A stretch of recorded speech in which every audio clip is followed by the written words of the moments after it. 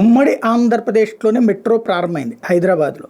అప్పట్లోనే విశాఖ అన్నారు. విశాఖ పక్కకి వెళ్ళిపోయింది. హైదరాబాద్లో సుదీర్ఘకాలం తర్వాత మెట్రో రన్నింగ్లోకి వచ్చింది. ఇవాళ అసలు అక్కడ జర్నీలో బస్సుల కంటే ఎక్కువగా మెట్రో ట్రైన్లోనే ఎక్కుతున్నారు జనం.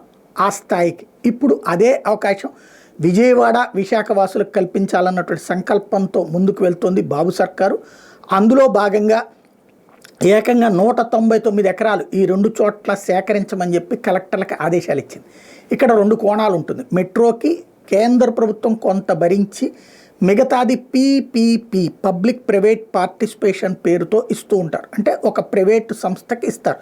ఆ ప్రైవేట్ సంస్థకి టిక్కెట్ల ద్వారా ఆదాయం రాదు కాబట్టి తొందరగా అందుకు ముందుకు రారు. అందుకు కాను వాళ్ళకి ఆల్టర్నేటివ్గా ఇప్పుడు హైదరాబాదులో ఇచ్చినట్లు కొన్ని ముఖ్యమైనటువంటి ప్రదేశాల్లో ఎకరాల కొద్ది స్థలం ఇస్తే ఆ ఎకరాల కొద్ది స్థలంలో వాళ్ళు రియల్ ఎస్టేటే చేసుకుంటారా, లేకపోతే షాపింగ్ మాల్సే కట్టుకుంటారా, సినిమా థియేటర్లే కట్టుకుంటారా, కట్టుకుని దాని ద్వారా వచ్చేటటువంటి సొమ్ములతో వాళ్ళు మెయింటైన్ చేసుకుంటారు. అదే సమయంలో రెగ్యులర్గా సేవలు అందించడానికి వీలవుతుంది. ఆ విధమైనటువంటి చాయిస్ ఉంటుంది.